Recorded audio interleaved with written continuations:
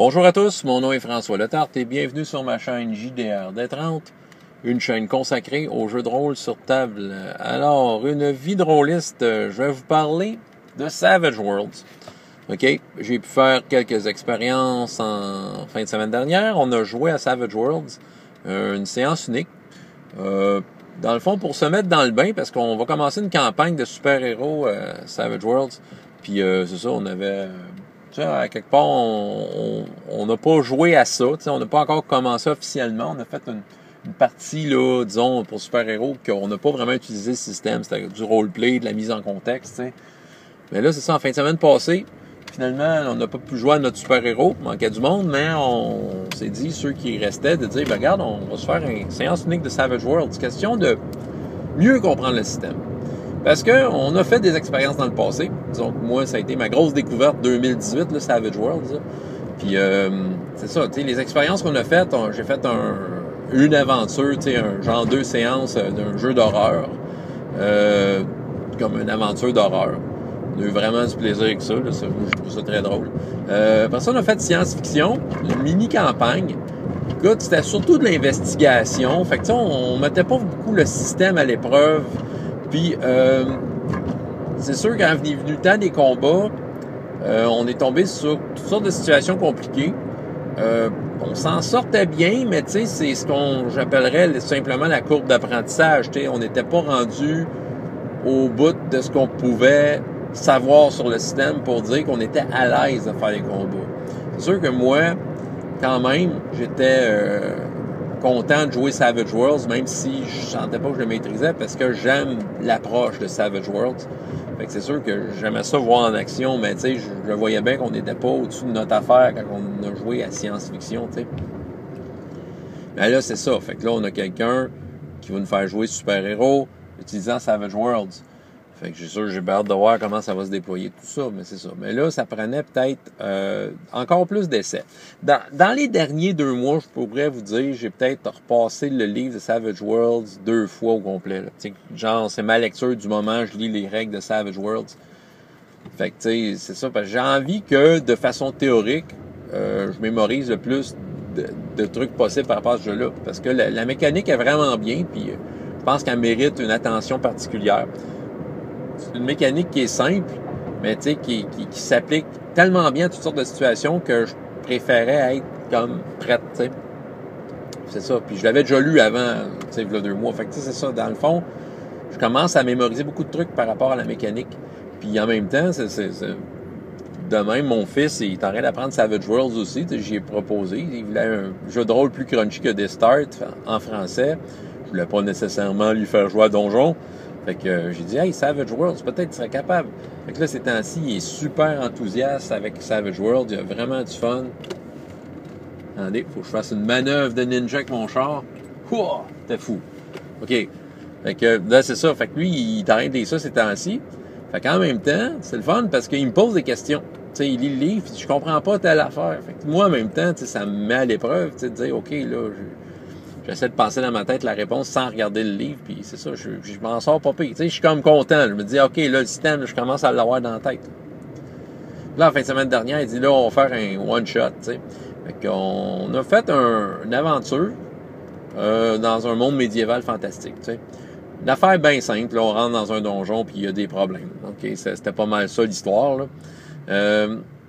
Puis, en même temps, c'est ça, c'est là qu'on a mis à l'épreuve le système. Tu sais, que là, on s'est dit, moi, je m'étais dit, en tout cas, je m'étais donné comme mission, là, on va essayer toutes sortes d'affaires là-dedans pour voir l'étendue du système, puis de voir surtout de quelle façon on s'en sort, de quelle façon on peut facilement naviguer dedans. Je vais vous dire qu'au bout de la ligne, je suis quand même pas mal satisfait. Il y a eu toutes sortes d'épreuves. On a essayé différentes affaires dans le livre. Puis les combats, on a essayé toutes sortes d'affaires variées, toutes sortes de moves spéciaux variés. Ouais, on a vraiment tenté toutes sortes d'affaires. Puis, tu sais, vraiment, ça a bien été. C'est ça qui arrive. On est sortis de là bien contents. Tous nos personnages sont presque morts. Mais justement, ça nous a appris de quoi sur Savage Worlds? Ça nous a appris de quoi?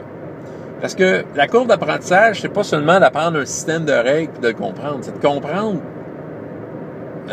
comment que celui-ci réagit quand on le joue actuellement, que les dés roulent, puis tu sais, quelle sorte de résultats que ça génère et quelle sorte d'histoire ou de conséquences il va avoir après ça. Ça, je pense que ça fait partie de la courbe d'apprentissage. C'est comme de le mettre en place, de le jouer, puis de voir ce que ça donne.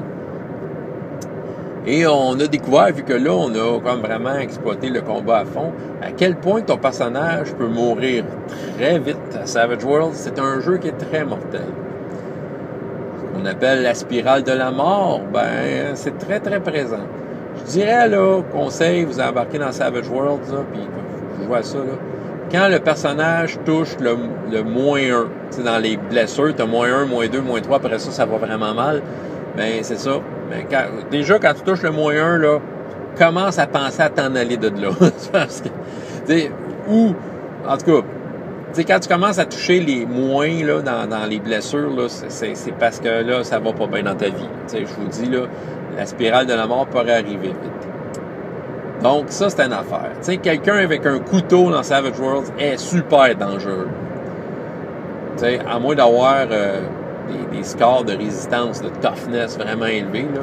Mais si on regarde la moyenne des joueurs, là, veut dire un gars normal avec un couteau est dangereux. OK? C'est ça. C'est juste que qu'il soit chanceux avec les dés aussi, il y a ça, c'est parce qu'à Savage Worlds, les dés, quand tu roules, si tu pognes le maximum du dé que tu as roulé, ben tu le roules encore et tu additionnes chaque dé à chaque fois que tu tombes sur des maximums. Fait que, ça prend juste quelqu'un de chanceux pour soudainement avoir le coup critique. C'est de même, ça marche les coups critiques, c'est que tu es chanceux au dé. Là. Puis c'est arrivé au moins une fois que quelqu'un a fait un score de malade, là, puis qu'il a damné quelqu'un en un coup. Là, t'sais. Bon, il y a une façon de prévenir ça. Il y a ce qu'on appelle dans Savage Worlds des bennies. Ça peut être des jetons que tu as devant toi. Dans le fond, les bennies ont différentes utilités. Tu peux relancer des dés, mais tu peux aussi te sauver tes fesses avec ça. Ça te permet d'effacer les blessures que tu viens d'avoir, comme si tu les avais pas eues. Comme si la chance était de ton côté, puis que la blessure qui aurait pu te vraiment mettre à terre, ben finalement, non, c'était juste ton linge qui est déchiré. OK? Ça sert à ça. Il y a toute une méthode avec ça. Mais si tu as des bennies en banque quand tu rentres dans un combat, surtout un combat important, bien ça peut faire toute la différence. Tu vas survivre beaucoup plus longtemps. Tu peux passer à travers le combat. Il y a ça. Tu sais, les bennies, faut pas trop y dépenser. Nous autres, dans le game qu'on a fait en fin de semaine, par orgueil, on les a dépensés avant les combats parce que des fois, on faisait des jets de dés et on les ratait. Fait que par orgueil, on voulait tellement réussir qu'on dépensait nos bennies. Mais ça, c'est ça. C'est une affaire à pas faire. OK? Faut que tu en gardes une coupe. Tu sais, t'es mieux d'assumer l'échec une fois de temps en temps de plus pour avoir des bennies quand ça devient important, quand il s'agit de sauver tes fesses. L'autre affaire, c'est qu'en fait, les bennies peuvent être donnés en cadeau par le maître de jeu pour des affaires cool pendant la game. Tu as fait un bon move, un move super cool, ben le maître de jeu est supposé t'en donner. Ça qui arrive, ça c'est une habitude à prendre le maître de jeu. Je joue des fois aussi à d'autres jeux où ça marche de même. Je prends Ubiquity pour All for One.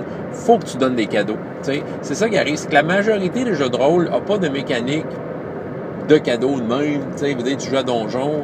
Ouais, OK, à cette heure, tu peux donner de l'inspiration, mais on s'entend, là, c'est à la base, on dirait que c'est pas un réflexe. Tu vas dire, c'est cool. Peut-être, tu vas dire, je vais te donner un +2 sur ton prochain jet, mais c'est très arbitraire, tout ça. T'sais. Mais à Savage World, c'est prévu. Tu as des bennies.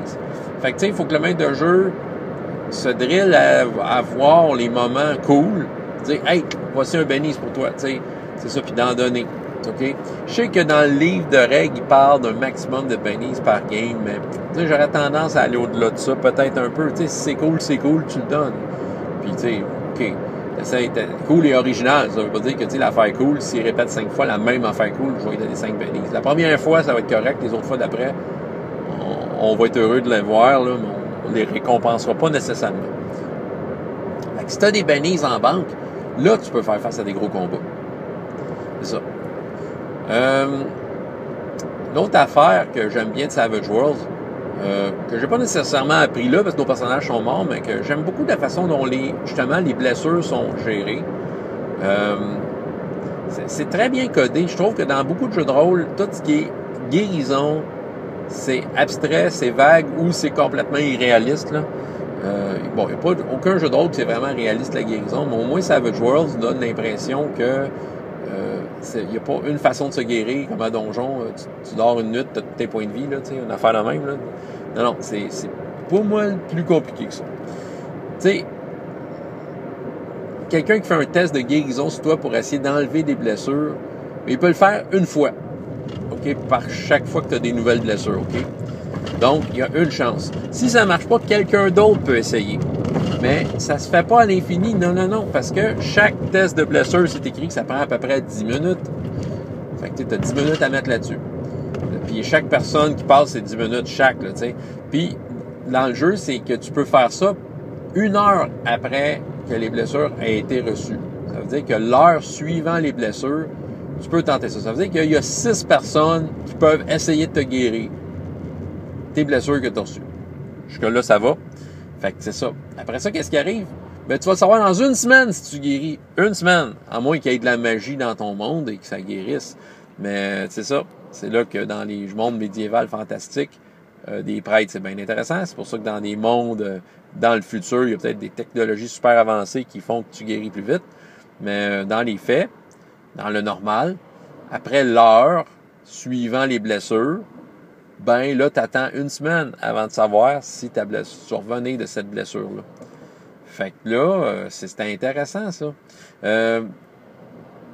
Tu peux être aidé pendant cette semaine-là. Si tu es dans un hôpital avec des bons médecins, ce qui fait qu'au bout de la semaine, quand tu vas faire ton test, savoir si tu récupères de tes blessures, ben ça va être juste plus facile.